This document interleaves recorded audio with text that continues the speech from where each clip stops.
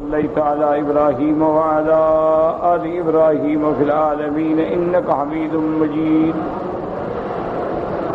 أعوذ بالله من الشيطان الرجيم. بسم الله الرحمن الرحيم.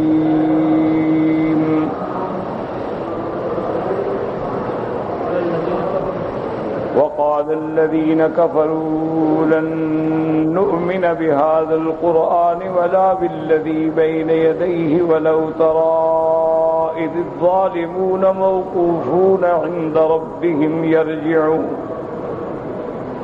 يرجع بعضهم إلى بعض القول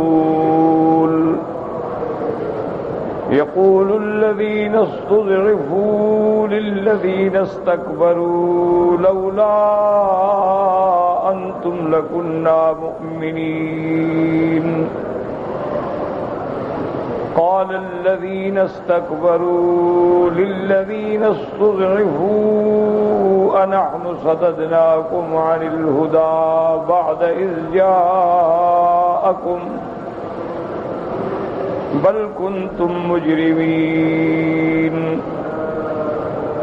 وقال الذين استضعفوا للذين استكبروا بل مكر الليل والنهار إذ تأمروننا أن نكفر بالله ونجعل له أندادا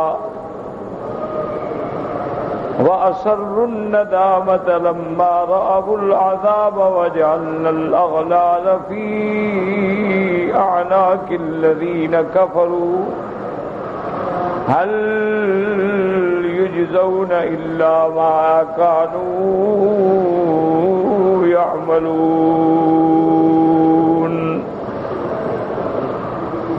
اللہ تبارک و تعالی نے کلام مقدس کی ان آیات مبارکہ میں جو سورۃ السبا کی آیات ہیں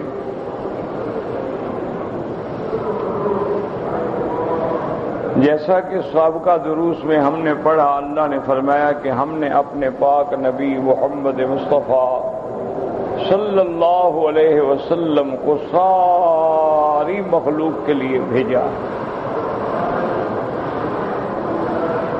مخلوق سے مراد ہوتی ہے مکلف مخلوق. یاد رکھو کہ فرشتے ہیں لیکن مکلف نہیں، ان پر شریعت کا کوئی حکم. حشرات ہیں، حیوانات ہیں، مکلف نہیں. مکلف انسان اور جن.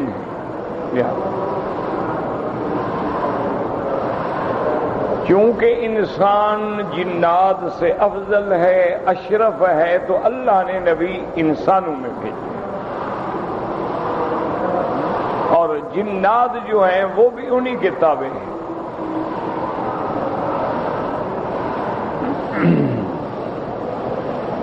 سرکار دو عالم صلی اللہ علیہ وسلم کے زمانے سے قبل اللہ نے ہر قوم کے لیے نبی بھیجا. اس کا علاقہ بھی محدود اور زمانہ بھی محدود. حضرت نوح علیہ السلام سے لے کر سیدنا عیسیٰ علیہ السلام تک تمام انبیاء اور رسول برحق، لیکن سب اپنی قوم کے لیے آئے. اور اس کا اعتراف جو ہے یاد رکھیں عیسائی بھی کرتے ہیں، جو شریف لوگ ہیں، سمجھدار ہیں، وہ مانتے ہیں یہ بات. جیسا کہ ایک بہت بڑا عیسائی رائٹر ہے جس نے کتاب لکھی ہے، دنیا کے 100 مشاہیر یعنی 100 ہیروز جو گزرے ہیں دنیا میں، ان کے نام پر اس نے کتاب لکھی ہے. تو اس میں سب سے پہلے نمبر پہ اس نے جو ذکر کیا ہے وہ حضرت محمد مصطفیٰ. حالانکہ وہ نصرانی عیسائی ہے. جب کتاب منظر عام پر آئی، اس سے صحافیوں نے سوال پوچھا کہ بھی تم تو خود عیسائی ہو، سیدنا عیسیٰ علیہ السلام کو مانتے ہو، تم نے حضور کا نام پہلے کیوں لکھ دیا؟ تو اس نے کھلے دل سے اعتراف کیا، اس نے کہا عیسیٰ علیہ السلام کی بڑی شان ہے، بڑا مقام ہے، لیکن وہ تو بنو اسرائیل کے لیے بھیجے گئے۔ یا بنی اسرائیل، یا بنی اسرائیل، یا بنی اسرائیل، اذ قال عیسی ابن مریم للحواریین من انصاری الی اللہ۔ تو وہ تو ایک محدود قوم ہے۔ بنو اسرائیل دنیا میں چلو کتنا ہو جائیں گے، 1 کروڑ ہو جائے گا، لیکن حضور صلی اللہ علیہ وسلم کو تو کافۃ للناس، پوری مخلوق کے لیے بھیجا گیا، تو لازمی بات ہے کہ ان کا مقام پہلے ہے۔ تو یہ بات جو ہے بعض عیسائی جو ہیں، منصف مزاج لوگ جو ہیں، وہ مانتے ہیں۔ اسی طرح جیسے ابھی کچھ عرصہ قبل ایک آدمی اسلام لایا، یوسف مخلوف اس کا نام ہے، عیسائی ہے۔ اس نے اپنی زندگی میں لکھا ہے کہ میں عیسائی ہوں، میرے ماں باپ دادا گھرانہ سب ہم عیسائی تھے، لیکن میں بچپن سے آزاد خیال تھا، گرجے نہیں جاتا تھا، عیسائیوں کی مجالس میں شریک نہیں ہوتا تھا، میں کوئی مذہبی لڑکا نہیں تھا بلکہ آوارہ اور عیاش قسم کا نوجوان، کبھی کبھی گرجے چلا گیا، لیکن مجھے ان کی باتیں سمجھ نہیں آتی۔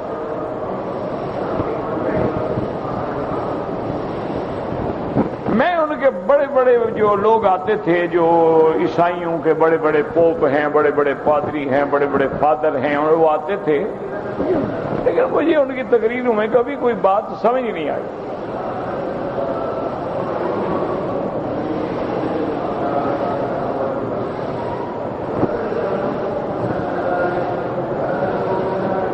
اس نے لکھا ہے کہ میں نے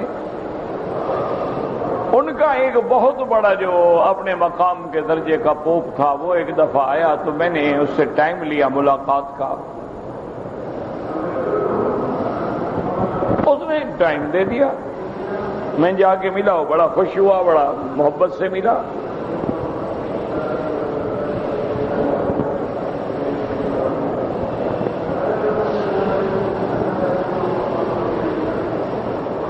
تو میں نے اس سے پوچھا کہ میں نے کہا میرے دماغ میں کچھ خدشات ہیں، شبہات ہیں، سوالات ہیں، مجھے اجازت ہے؟ اس نے کہا بالکل اجازت۔ میں نے کہا یہ جو ہمارا مذہب ہے 3 خدا، عقیدہ تثلیث کا، یہ آپ مجھے بتائیں کہ یہ 3 اکٹھے پیدا ہوئے یا پہلے ایک پیدا ہوا، پھر دوسرا ہوا، پھر تیسرا ہوا؟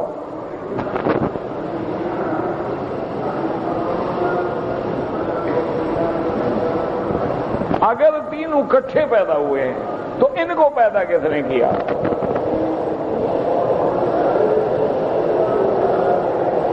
اور اگر 3 اکٹھے پیدا نہیں ہوئے، پہلے ایک پیدا ہوا، پھر دوسرا ہوا، پھر تیسرا ہوا، تو دوسرے کو اس کا مطلب ہے کہ پہلے نے پیدا کیا۔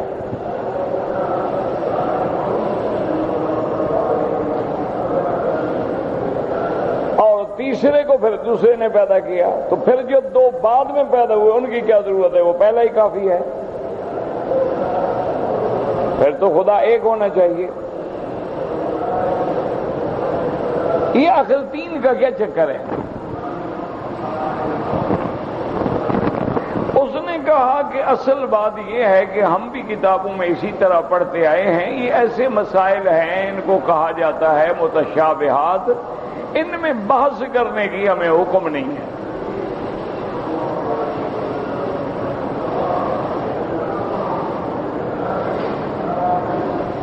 میں نے کہا جی یہ کیسے ہو سکتا ہے؟ اس نے کہا نہیں، یہ ہوتا ہے جیسے مسلمانوں کے آپ قرآن میں دیکھ لیں۔ اس نے کہا دیکھیں مسلمانوں کا ایک مذہب ہے تو ان کا بھی قرآن ہے، اس میں اس نے کھول کے مجھے دکھایا، اس نے کہا دیکھو لکھا ہے کاف ہا یا عین صاد ہا میم عین سین کاف، الف لام میم را، الف لام میم، یہ حروف مقطعہ جو اللہ عالم بے کہ ان کا معنی اللہ جانتے ہیں، کوئی نہیں جانتا. اسی طرح ان تین خداؤں کا معنی بھی اللہ جانتے ہیں، ہم نہیں جانتے، جیسے یہ مسلمان نہیں جانتے.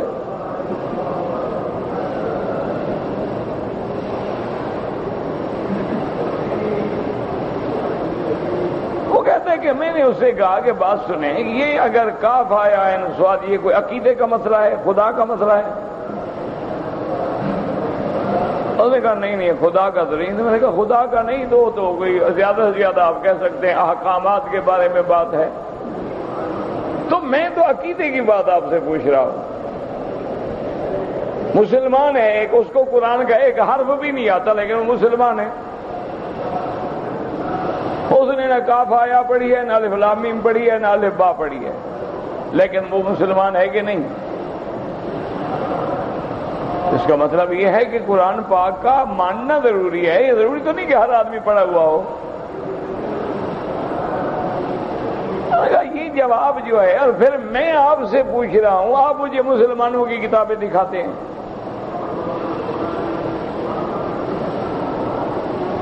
کہنے لگا کہ اچھا اچھی بات ہے، تمہارا سوال اچھا ہے، میں پھر ذرا تمہیں کچھ کتابیں لائن کر کے دیتا ہوں، ان کتابوں کو پڑھنے کے بعد پھر مجھے ملو. میں نے کہا ٹھیک ہے، اچھی بات ہے. انہیں کتابیں دے دی.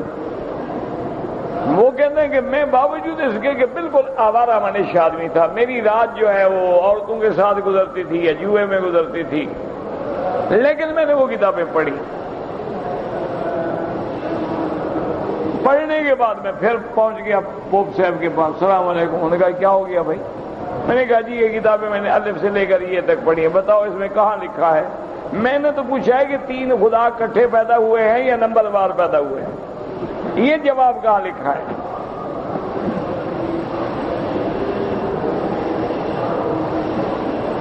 اس نے کہا بس ایسا کرو کہ تمہارے دماغ پہ کچھ زنگ جما ہوا ہے، تم ہماری تقریروں میں بیٹھا کرو، کچھ عرصے کے بعد پھر ٹھیک ہو جاؤ گا. کیا ٹھیک ہو جاؤں گا؟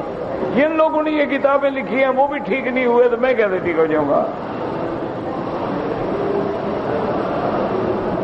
بہرحال کہتا ہے کہ اس کے باقی لوگ، اس نے تو مجھے کوئی لفظ نہیں کہا، لیکن اس کے باقی لوگوں نے کہا جاؤ جاؤ شور نہ کرو، جیسے ہوتا ہے مجھے ہٹا دیا. میں چلا گیا. میرا اور بھی دماغ جو تھا وہ نفرت میں آ گیا. پھر وہ کہتا ہے کہ میں نے اپنے پیشے کے اعتبار سے غوطہ خوری کا پیشہ سیکھا، اختیار کیا. جو لوگ سمندر میں غوطے لگاتے ہیں، اندر جاتے ہیں، چیزیں نکالتے ہیں، یہ کام میں نے سیکھا اور اسی میں میں نے نوکری کر لی. روٹی تو کھانی تھی کسی طرح. اس نے کہا مجھے سروس مل گئی، نوکری مل گئی. ہم نیوی والوں کے ساتھ، جو بحری جہاز والے لوگ ہوتے ہیں، ان کے ساتھ اٹیچ ہو گئے ان کے محکمے میں. تو ہم مشقیں بھی کرتے تھے اور خدا نہ خواستہ کوئی چیز گم ہو جائے ڈھونڈتے بھی تھے. تو ہم لوگ سلنڈر ونڈر باندھ کے 2-2 3-3 4-4 گھنٹے جو ہے سمندروں میں رہتے تھے. اور کبھی کبھی اپنی بوٹ لے کر جب چھٹی ہوتی تھی تو اپنی بھی چھوٹی لانچ رکھی ہوئی تھی. میرا ایک دوست تھا وہ، اور میں لے کے سیر کے لیے بھی نکل جاتا.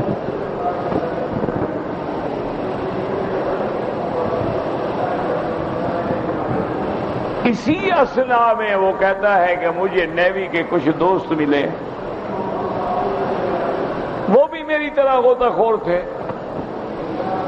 انہوں نے کہا کہ سمندر میں فلاں جگہ تقریباً کوئی 42 میل نیچے جانے کے بعد ایک نیچے جزیرہ ہے اور بڑا عجیب ہے، تم نے دیکھا ہے کبھی؟ میں نے کہا میں نے کبھی نہیں دیکھا.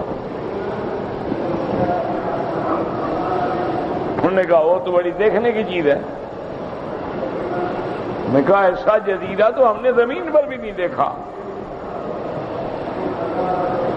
اس میں درخت ہیں، پھول ہیں اور عجیب منظر ہے، اور 42 میٹر نیچے چلے جاؤ پھر ہے وہ.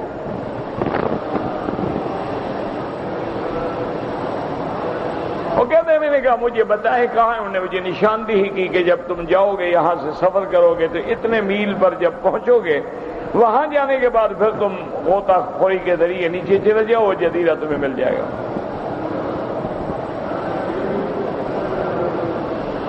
وہ کہتے حقیقت ہے ہم دونوں دوست تیار ہو گئے، دونوں وہاں پہنچے اپنی بوٹ پہ، اور پھر ہم نے زمین پانی کے نیچے چلے گئے، اور ٹھیک 42 میٹر نیچے جانے کے بعد عجیب ہم نے منظر دیکھا کہ ایک ذخیرہ ہے اور اتنا خوبصورت ہے۔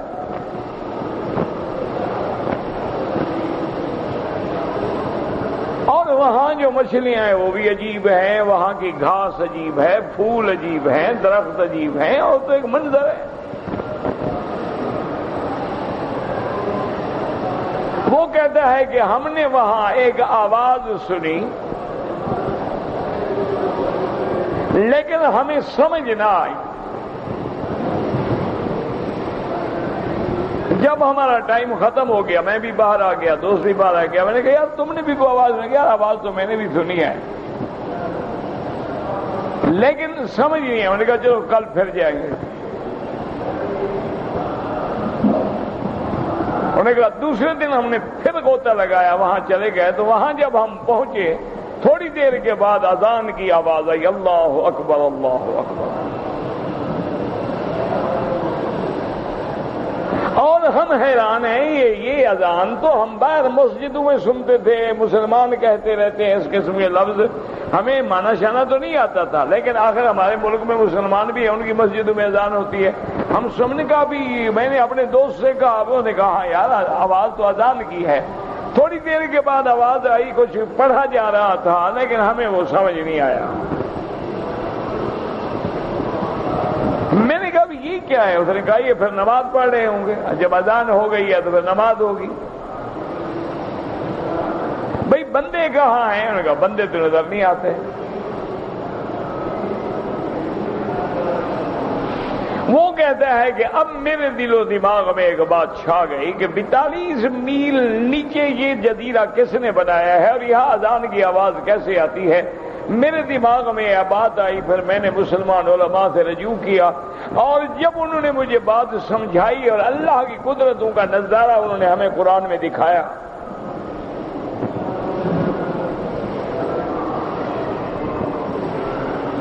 کہ اللہ تبارک و تعالی دریا کیسے پیدا فرماتے ہیں، موجیں کیسے اٹھتی ہیں، دریاؤں کے بھور کیسے ہوتے ہیں، دریاؤں کے طوفان کیسے ہوتے ہیں، آبی مخلوق کیا ہوتی ہے، جب انہیں قرآن ہمیں دکھلایا اور قرآن میں وہ ساری باتیں سنائیں، وہ کہتے ہیں اب میں تو حیران پریشان ہوا۔ اتفاق سے میں امارات آیا، وہاں ایک عالم سے ملاقات ہوئی، انہوں نے سارا اسلام کا نقشہ میرے سامنے رکھا، میں نے فوراً کلمہ پڑھ کے اسلام قبول کیا۔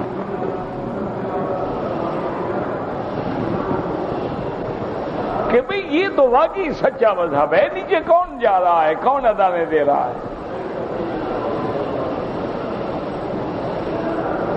اسی لیے آج کل دنیا میں آپ کو پتا ہے کہ آج کل انٹرنیٹ کا زمانہ ہے، تو بعض انٹرنیٹ کے ماہرین نے یہ ریسرچ کی ہے اور تحقیق کی ہے، انہوں نے پورے عالم کے اوقات نکالے ہیں، نمازوں کے، فجر کے، ظہر کے، عصر کے، مغرب کے، عشاء کے، پوری دنیا میں، اور انہوں نے حساب لگا کے بتایا ہے کہ دنیا میں 24 گھنٹے میں 1 منٹ بھی ایسا نہیں گزرتا کہیں نہ کہیں سے اذان بلند ہو رہی ہے، اللہ اکبر اللہ اکبر۔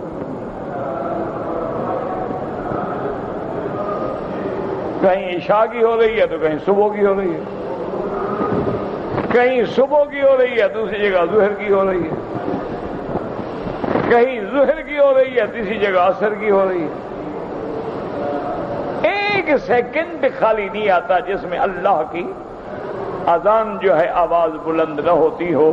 تو میرے کہنے کا مقصد یہ تھا کہ عیسائیت ہو یا یہودیت ہو، ان میں بھی جو لوگ منصف مزاج ہیں، جن کو اللہ نے کچھ فہم دیا ہے، عقل دیا ہے، وہ مانتے ہیں کہ اسلام ایک سچا دین ہے اور محمد مصطفیٰ آخری نبی ہیں اور عالمی نبی ہیں، پوری کائنات کے لیے۔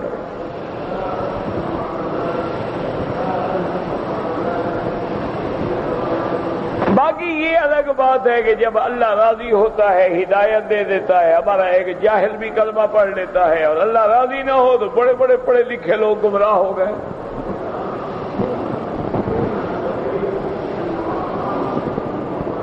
تو اللہ نے پچھلی آیات میں ذکر کیا تھا کہ ہم نے اپنے نبی کو پوری کائنات کے لیے بھیجا ہے، پورے عالم کے لیے بھیجا۔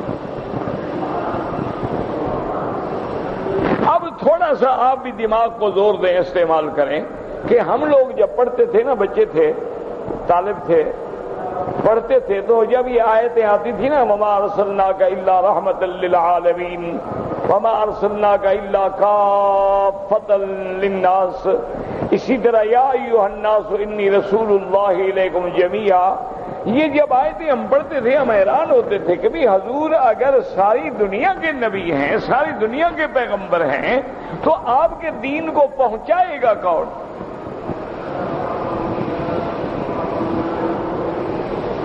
دیکھو نا، ایک آدمی کو آپ نے آج تک بتایا ہی نہیں حضور کے بارے میں، تو وہ کیا کلمہ پڑھے؟ یہاں ایک امریکن لڑکی مسلمان ہوئی تھی نا، یہاں بھی آئی تھی، جدے میں بھی آئی تھی، اس نے ایک یونیورسٹی میں خطاب کیا تھا، تو اس نے یہ بات کہی، بہت پڑھی لکھی لڑکی تھی ماشاءاللہ، اللہ نے اس کو اسلام نصیب کر دیا۔ تو اس نے اپنے لیکچر میں، اپنے اس خطاب میں مخاطب ہو کے اپنے ان مسلمان خواتین سے کہا کہ بھائی میری بیٹیاں، میری بہنیں، مجھے یہ تو بتاؤ کہ چلو میرے پاس قرآن پہنچ گیا، دین پہنچ گیا، اسلام پہنچ گیا، کتابیں پہنچ گئی، علماء پہنچ گئے، میں نے ریسرچ کی، میں نے سوال کیے، ان نے جواب دیے، میں مطمئن ہو گئی، میں نے کلمہ پڑھ لیا۔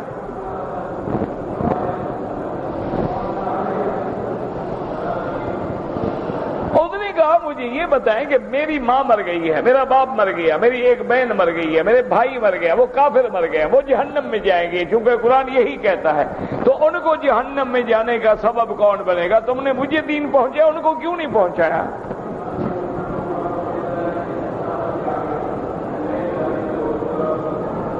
تو مجرم تو تم ہو، ہم تو مجرم نہیں ہیں۔ انہوں نے کہا دیکھو پوری دنیا میں دیکھیں، ہم نے ریڈیو بنایا، پوری دنیا کو پہنچا دیا، ہم نے ٹیپ ریکارڈر بنایا، پوری دنیا کو پہنچا دیا، ہم نے موبائل ایجاد کیا، پوری دنیا کو پہنچا دیا، ہم نے ایئر کنڈیشن بنایا، پوری دنیا کو پہنچا دیا، ہم نے فریج بنایا، پوری دنیا کو پہنچا دیا، ہم نے استری بنائی، پوری دنیا کو پہنچا دی، ہم نے 7 اپ بنایا، پیپسی بنائی، کوکا کولا بنایا، ہم نے مرنڈا بنایا، پوری دنیا کو پہنچا دیا، ہم نے پیزا کا پراٹھا بنایا، پوری دنیا کو پہنچا دیا، ہم نے میکڈونلڈ کے برگر بنائے، پوری دنیا کو پہنچا دیے، ہم یہ چھوٹی چیزیں بھی سارے عالم کو پہنچا رہے ہیں، تم جنت جہنم کا فلسفہ ہمیں نہیں پہنچا رہے ہو۔ خدا کو قیامت میں کیا جواب دو؟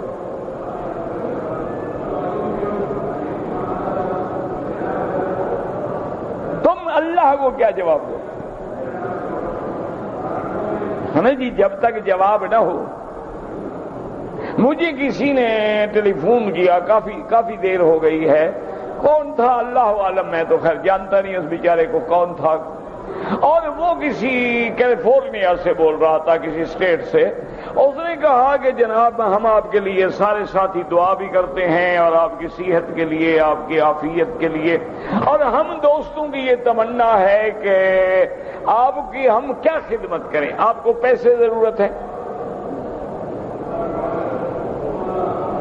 آپ ہمیں حکم کریں، ہم نوجوان ہیں اور اچھا کماتے ہیں، یہاں امریکہ کی ایک اسٹیٹ ہے،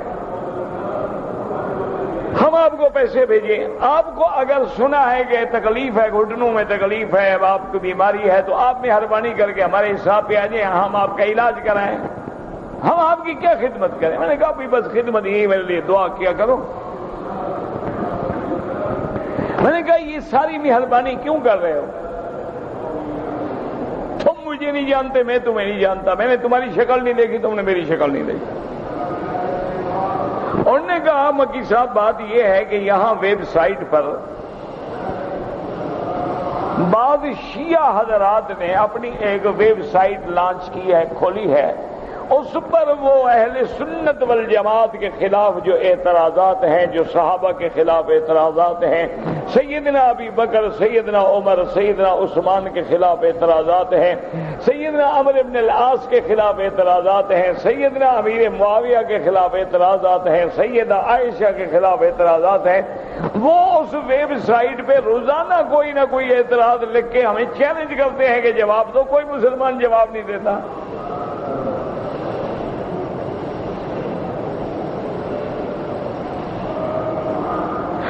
ہم تو نوجوان ہیں، یونیورسٹیوں میں پڑھے لکھے ہیں اور کچھ پڑھ رہے ہیں، کچھ ہم نے ڈگریاں لے لی ہیں، مزید لے رہے ہیں، اور روٹی کھانے کے لیے ہم ٹیکسی چلاتے ہیں۔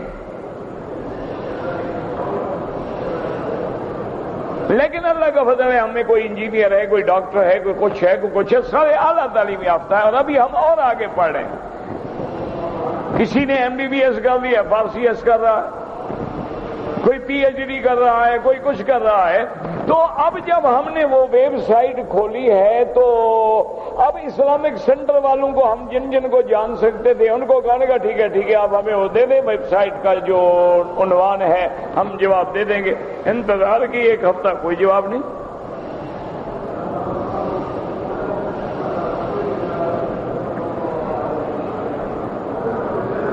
اس نے کہا اب مشکل ہمارے لیے یہ ہو گئی کہ ان ویب سائٹ جاری کرنے والے وہ بھی ہماری طرح نوجوان ہیں، وہ بھی یونیورسٹیوں میں پڑھ رہے ہیں، ان میں سے ایک دو سے ہماری اتفاقی ملاقات ہو گئی تو ان نے پھر ہمیں چیلنج کیا کہ بھئی تمہارے مولوی مر گئے، جواب کیوں نہیں دیتے؟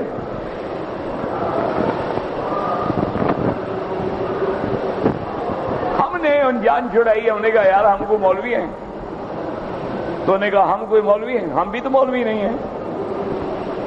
لیکن سوال ہے اس کا جواب تو آنا چاہیے نا۔ کہتے ہیں ہم اس میں پریشان تھے، اللہ تبارک و تعالیٰ کسی ہمارے دوست کو جزائے خیر دے، اس کو آپ کا البم جو ہے خلفائے راشدین کہیں سے مل گیا، وہ البم اس نے ہمیں دے دیا، ہم نے آپ کا وہ البم سننا شروع کیا اور سنتے سنتے وہی سوالات آئے، جواب آتا ہے، ہم نے بھی ویب سائٹ کھول دی۔ ہم نے ان کے چیلنج کو قبول کیا کہ تم روز سوال کیا کرو، ہم جواب دیں۔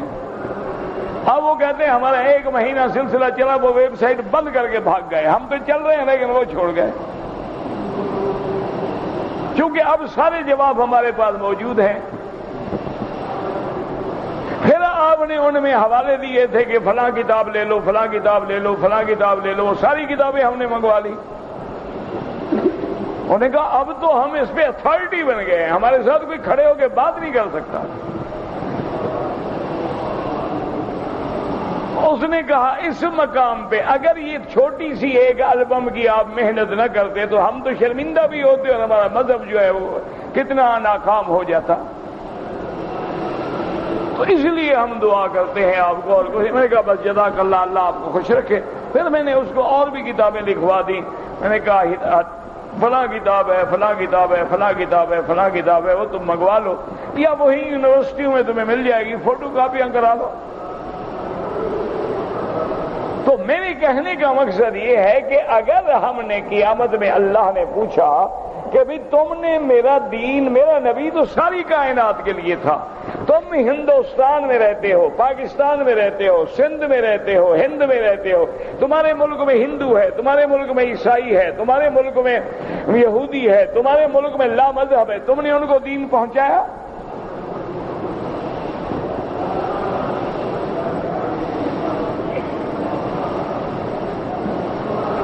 تم ہندوؤں سے تجارت کرتے ہو نہیں کرتے ہو؟ یہودیوں سے، عیسائیوں سے تجارت، سارا مال تمہارا کہاں سے آ رہا ہے؟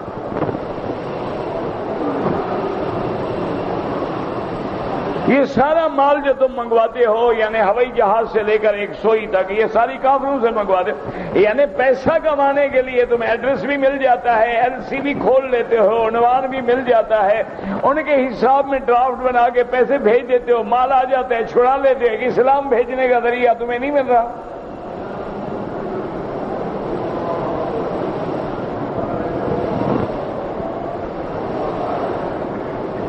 اس لیے حیرت ہوتی تھی کہ بھئی یہ دین ساری کائنات کو کیسے پہنچے گا۔ اب اللہ تبارک و تعالیٰ کی رحمت سے گلوبل ولیج بن گیا ہے، یعنی پوری دنیا ایک بستی بن گئی ہے۔ ایک سیکنڈ میں یہاں سے بیٹھ کے آپ جہاں چاہے پیغام دے دیں۔ اب یہاں سے بیٹھ کے ہیوسٹن ریڈیو ایک ایک گھنٹے کی ہماری تقریر ریکارڈ کرتے ہیں، ٹیلی فون پہ ہم تقریر کر رہے ہیں، وہ آگے آن ایئر دے رہے ہیں۔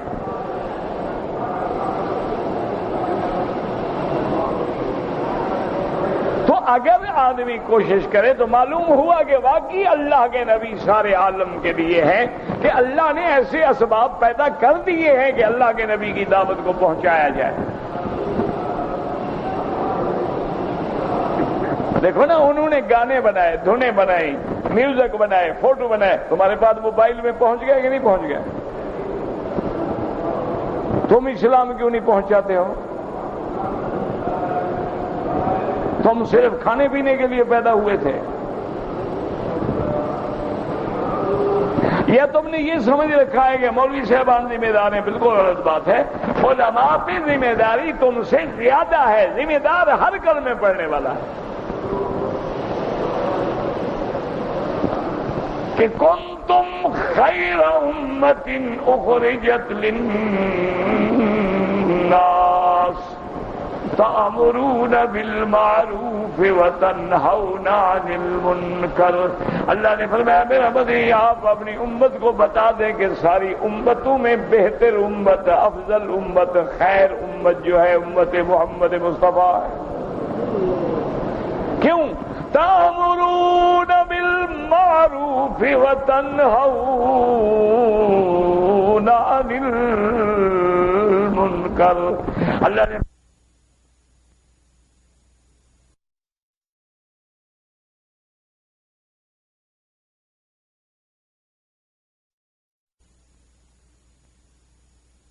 ہو، اب اگر تم بھلائی کا حکم نہیں کرتے ہو، برائی سے نہیں روکتے ہو، تو گویا تمہارا حضور کی امت سے تعلق کمزور ہو گیا۔ تیرے گھر میں برائی ہے تم نہیں روکتے، تیرے بیٹوں میں برائی ہے نہیں روکتے، تیرے دوستوں میں برائی ہے نہیں روکتے، تیرے ساتھیوں میں برائی ہے نہیں روکتے، تیرے محلے میں برائی ہے نہیں روکتے، تم ان کو نیکی کا، نماز کا، بھلائی کا، خیر کا حکم نہیں کرتے، تو خیر امت سے کمزور ہو کے کٹ گئے۔ کنتم خیر امت اخرجت للناس تأمرون بالمعروف وتنہون عن المنکر وتؤمنون باللہ۔ اللہ نے فرمایا پہلے اپنے ایمان کو مضبوط کرو، اگر تمہارا ایمان مضبوط نہیں تو غیر کو کیسے دعوت دو گے، دوسرے کو کیسے دعوت دو گے؟ تو اس لیے اللہ تبارک و تعالیٰ نے اپنے نبی کو بھیجا، سارے عالم کے لیے بھیجا۔ اب سارے عالم میں پیغام دینا جو ہے وہ کوئی مشکل بات نہیں رہی۔ اب اللہ کا شکر ہے کہ مسلمان بھی آہستہ آہستہ میدان میں آ رہے ہیں۔ جیسے اب دیکھیں اسلامی چینل ہے، پیس چینل ہے، المجد چینل ہے، المنار چینل ہے، اقرا چینل ہے۔ اب اللہ کا شکر ہے یہ لوگ بھی میدان میں آ رہے ہیں۔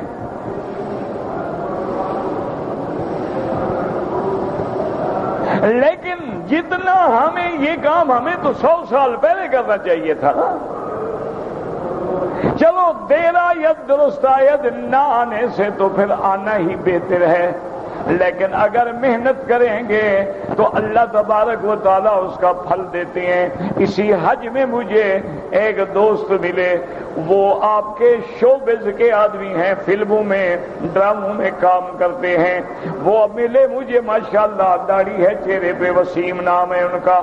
وہ مجھے ملے، اس کے بعد میں نے دیکھ کے حیران ہوا۔ کہتا ہے جی آپ مجھے اب تو نہیں پہچان سکتے۔ میں نے کہا میں تو پہلے بھی تمہیں نہیں پہچانتا تھا، میں اب کیا پہچانوں گا، میں تو پہلے ہی نہیں جانتا تھا تمہیں۔ تمہیں تو وہی جانتا ہوگا جو کوئی دیکھتا ہو نا فلمیں ڈرامے شرامے، میں نے تو پہلے نہیں دیکھے، مجھے کیا پتا۔ اور نے کہا میں فلاں ہوں۔ میں نے کہا پھر کیا ہوا؟ کہتے بس اللہ نے تبلیغ والوں کے ذریعے میری ہدایت کا بندوبست کیا، اب میں اپنے اس جماعت، اس کام کرنے والوں کے 80 آدمیوں کو لے کے حج پہ آیا ہوا ہوں۔ سب فلمی لوگ۔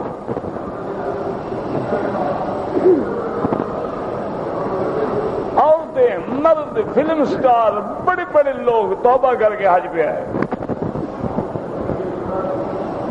اس نے اس محنت میں کام کیا. بزرگوں نے کہا خبردار اس لائن کو نہیں چھوڑنا، رہنا اسی میں، لیکن برائی نہ کرنا، گناہ نہ کرنا، غلط کام نہ کرنا، ان میں محنت کرو. اگر تم باہر نکل آئے پھر تمہاری بات کون سنے گا؟ کھلاڑی ہیں کرکٹ کھیلنے والے، کہا نہیں اسی میں لگے رہو. ان کی وجہ سے کتنے لوگوں نے اسلام قبول کیا. گانے والے ہیں، جب دین پہ آئے ان کی وجہ سے آج پوری دنیا میں وہ اسلام کے مبلغ بن کے پھر رہے ہیں. کام کرو تو یہ کیا بات ہے کہ کام کرو کام نہیں ہوگا؟ اللہ کے نبی کا دین اتنا سچا ہے، اتنا کھرا ہے، اتنا جامع ہے، مانے ہے، کامل ہے، دو ٹوک ہے جس کو کوئی چیلنج نہیں کر سکتا. لیکن شرط ہے کہ کوئی دین پیش کرنے والا ہو.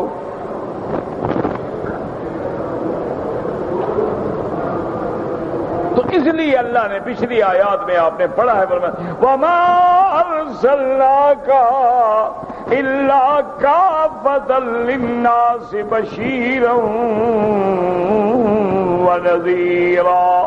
اللہ نے فرمایا میرا مدنی آپ کو ہم نے ساری مخلوق کے لیے ایمان والوں کو خوشخبری دینے والا، اعراض کرنے والوں کو ڈرانے والا بنا کے بھیجا ہے. وَلَٰكِنَّ أَكْثَرَ النَّاسِ لَا يَعْلَمُونَ. لیکن میرا مدنی آپ کی یہ عظمت، آپ کی یہ شان، آپ کا یہ مقام جو ہے لوگ نہیں جانتے، اور نہ جاننے کے باوجود مقابلہ کرتے ہیں. وَيَقُولُونَ مَتَىٰ هَٰذَا الْوَعْدُ إِن كُنتُمْ صَادِقِينَ. اور کافر کہتی ہیں کہ ایمان والوں، مسلمانوں، یہ تو بتلاؤ کہ وہ قیامت قیامت قیامت آخرت کب آئے گی؟ کب ہے قیامت؟ تم جو کہتے ہو عذاب آئے گا، جہنم ہوگی، قیامت ہوگی، آخرت، تو کہاں ہے؟ کب آئے گی؟ اتنا 1000 سال تو گزر گئے ابھی نہیں آئی، کب آئے گی؟ وَيَقُولُونَ مَتَىٰ هَٰذَا الْوَعْدُ إِن كُنتُمْ صَادِقِينَ. قُل لَّكُم مِّيعَادُ يَوْمٍ لَّا تَسْتَأْخِرُونَ عَنْهُ سَاعَةً وَلَا تَسْتَقْدِمُونَ. اللہ نے فرمایا میرے مدنی آپ ان کو جواب دیں، قیامت ہمارے ہاتھ میں نہیں ہے. ہر چیز کا اللہ نے ایک وقت مقرر کیا ہے. جمعہ کا دن اپنے وقت پہ آئے گا، حج کا دن اپنے وقت پہ آئے گا، اسی طرح قیامت بھی اپنے وقت پہ آئے گی. لیکن یہ یاد رکھو کہ جب وہ وقت آ جائے گا نہ تم آگے ہوگے نہ پیچھے ہوگے، پھر وہ ٹل نہیں سکتا کسی طرح. ان اجل اللہ اذا جاء لا یؤخر. اور جب اللہ کا وعدہ پہنچا پھر وہ پیچھے نہیں ہوگا. وما نؤخره الا لاجل معدود. اللہ نے فرمایا ہم نے اس کو دیر کیوں ہے؟ تاکہ اس کا وقت مقرر ہے. یوم یاتی، جس دن وہ قیامت کا دن آ گیا، لا تکلم نفس الا باذنہ. اور بڑے چیخنے والوں یاد رکھو جب وہ دن آئے گا اس کے حکم کے بغیر کوئی بول بھی نہیں سکے گا. وَمِنْهُمْ شَقِيٌّ وَسَعِيدٌ. اور جب قیامت کا دن آ جائے گا تو دو پارٹیاں ہو جائیں گی.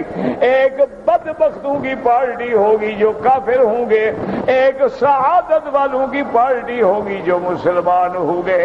اللہ نے یہ بیان کرنے کے بعد فرمایا کہ جب قیامت آ جائے گی تو پھر وہاں کیا حال ہوگا.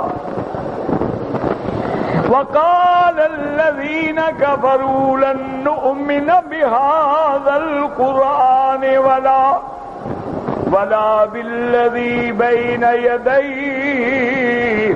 اللہ فرماتے ہیں کافر کہتے ہیں ہم قرآن پر ایمان نہیں لے آتے، قرآن سے جو پہلے گزری ہیں کتابیں ان پر بھی ہم ایمان نہیں لے آتے. اللہ نے فرمایا میرا مدنی آج یہ انکار کر رہے ہیں، قرآن کا انکار کر رہے ہیں، میری کتاب کا انکار کر رہے ہیں، لیکن جب قیامت کا دن آئے گا اور ہم ان کو جہنم میں ڈالیں گے تو پھر وہ منظر دیکھنے والا ہوگا۔ وَلَوْ تَرَىٰ إِذِ الظَّالِمُونَ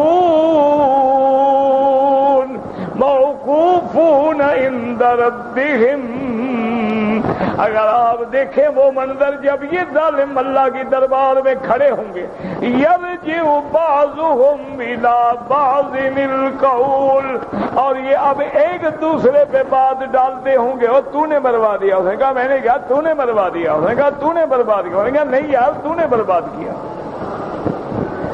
يقول الذين استضعفوا للذين استكبروا لولا أنتم لكنا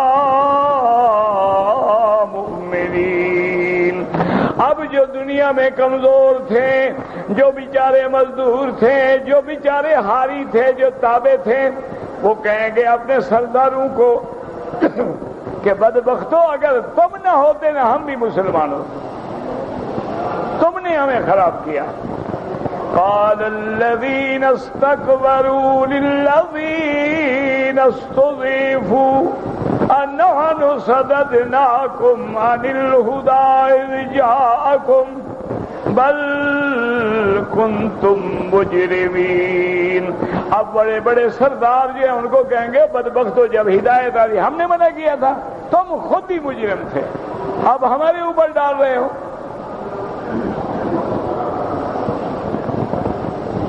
وقال الذين استضعفوا للذين استكبروا بل مكر الليل والنهار،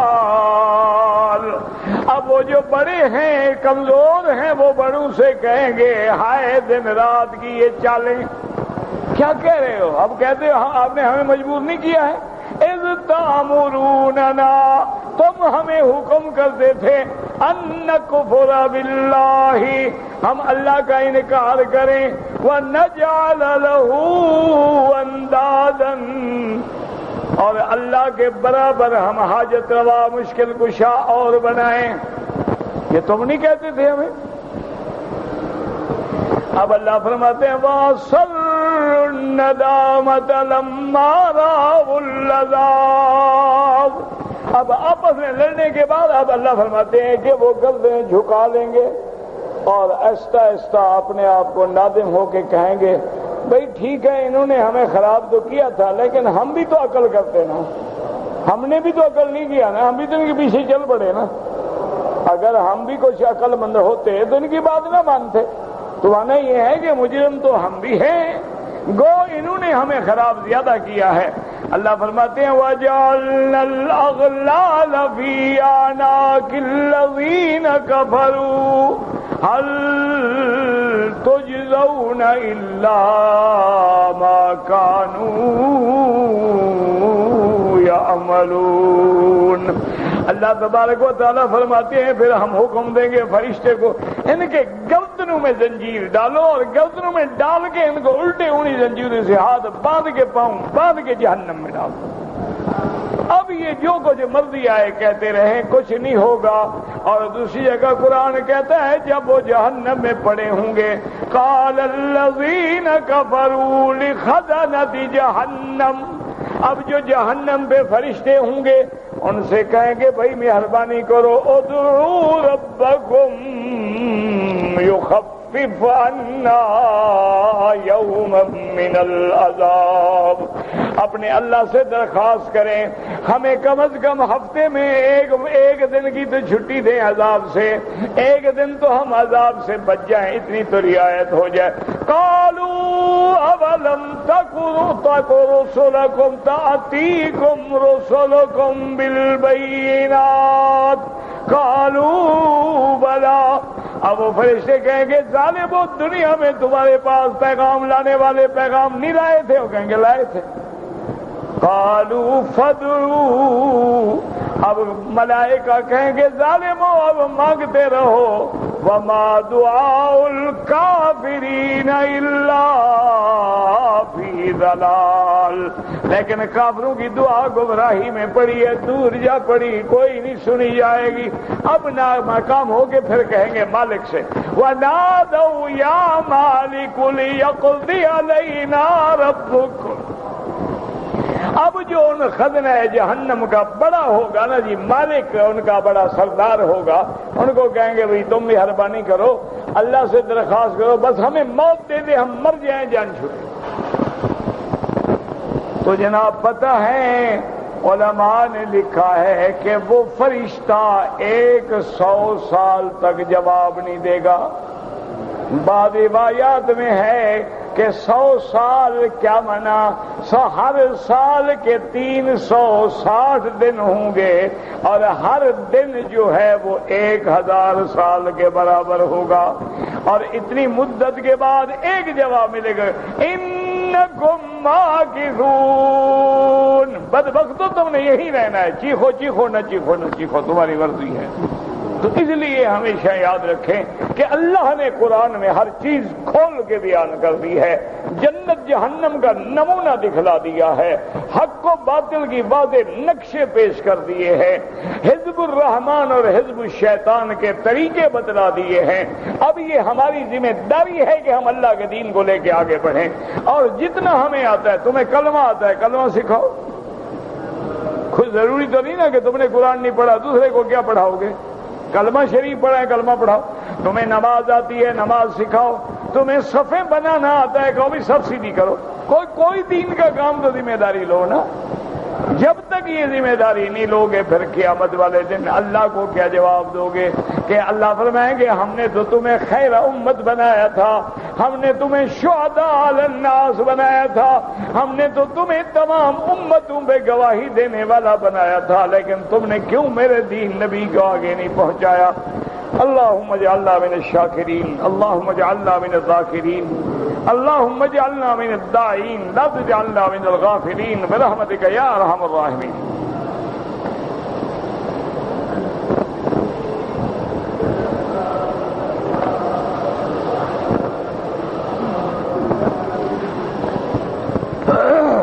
کہتے جی کہ قیامت کس جگہ ہوگا؟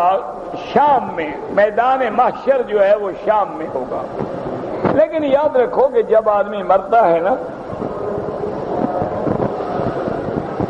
تو من مات قامت قیامت ہو، جو بندہ مر گیا گویا اس کی قیامت ہو گئی، باقی جگہ جو ہے وہ شام ہوگی۔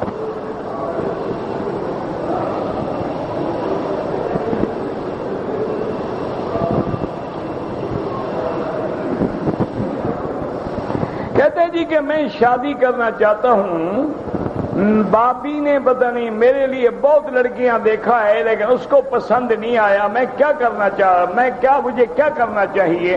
نہیں، تمہاری رشتے دیکھنے کے لیے بھابھی کیوں محنت کر رہی ہے اور وہ سب کو انکار کر رہی ہے، کوئی گڑبڑ تو ہے نا؟ پھر تم توبہ کرو اور جو بھی لڑکی ملے نکاح کر لو۔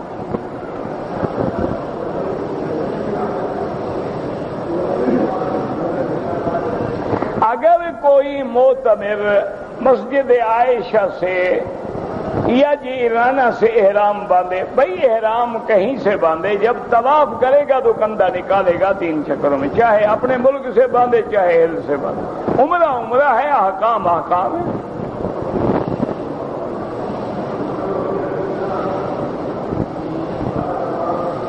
جو لوگ نماز جنازہ کے وقت میں حتیم کے اندر کھڑے ہو کے جنازہ پڑھتے ہیں، بالکل نماز نہیں ہوتی۔ امام کعبے کے باہر کھڑا ہے، مقتدی کعبے کے اندر کھڑا ہے۔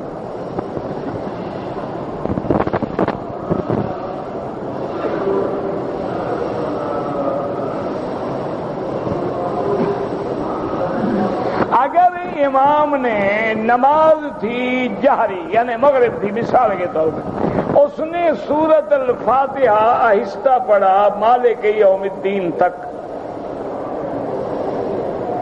پھر اس کو یاد آیا کہ تو جاری نماز ہے، پھر اس نے جہر سے پڑھ دیا، ٹھیک ہو گیا، کوئی سجدہ نہیں۔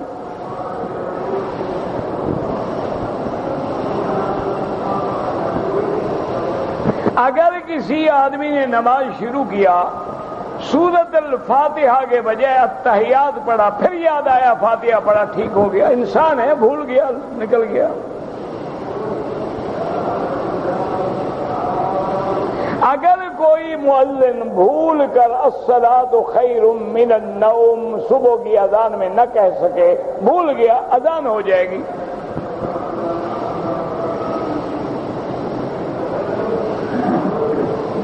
اگر کسی نے مزدلفہ سے کنکریاں اٹھائیں اور ان کو دھویا کہ شاید اجازت لگی ہو، کوئی بات نہیں، مقصد یہ ہے دھونا ضروری نہیں، اگر دھو لیا کیا ہوگا۔ اگر پاکستان میں جو ہم قربانی کرتے ہیں اضحیہ نہ کر سکیں، غریب ہے نہیں کر سکا، نہ کرے، کوئی روزے شدے نہیں۔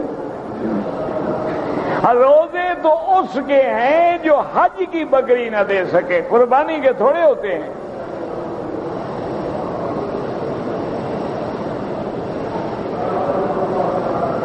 تابوت کے وسیلے سے دعا کرتے تھے، کون کرتا تھا تابوت کے وسیلے سے دعا؟ مسلمان؟ تمہارے مذہب کے لوگ تھے یا کوئی اور مذہب تھا؟ ہمارے نبی کی قوم تھی یا اور نبی تھا؟ تو تمہیں ان کی شریعت سے کیا واسطہ؟ ہم تو اللہ کے نبی محمد مدنی کے کلمہ پڑھتے ہیں نا، لا الہ الا اللہ محمد، ہمارے لیے یہی شریعت ہے۔ باقی یہ بات بھی غلط ہے کہ وسیلے سے دعا مانگتے تھے، یہ بات غلط ہے۔ قرآن میں ذکر آتا ہے سکینۃ من ربکم، تو اس کی وجہ سے جیسے کہ بارش برستی ہے رحمت ہے، قرآن اللہ کی رحمت ہے، کعبہ اللہ کی رحمت ہے۔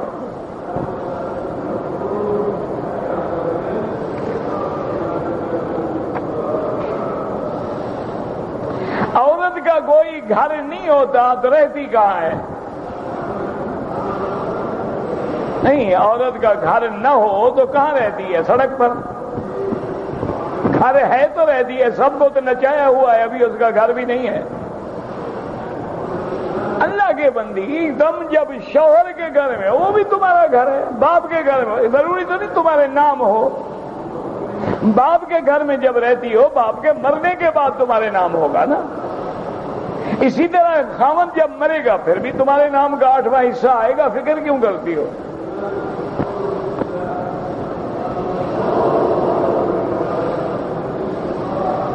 اگر ماں باپ اپنے بیٹوں سے کہیں کہ اپنے بیویوں کا حق ادا نہ کرو، وہ گناہ گار ہیں، اور بیٹے بھی پابند نہیں ہے کہ والدین کی شریعت کے خلاف بات مانے، بیوی کا حق ہے ادا کرے، ماں باپ روکتا ہے روکتا رہے۔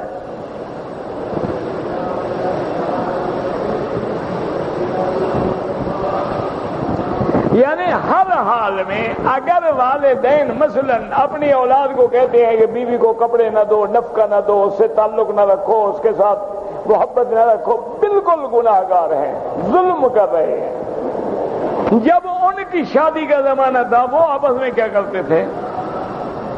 اگر انہوں نے آپس میں پیار نہیں کیا تو یہ اولادیں کہاں سے پیدا کر لیں؟ تو خود تو کھا پی لیا، اب اولاد کو منع کرتے ہو؟ کچھ تو شرم آنی چاہیے بندے کو کہ بھئی تم نے تو اپنی جوانی کے مزے لے لیے، اب اولاد نہ جائے۔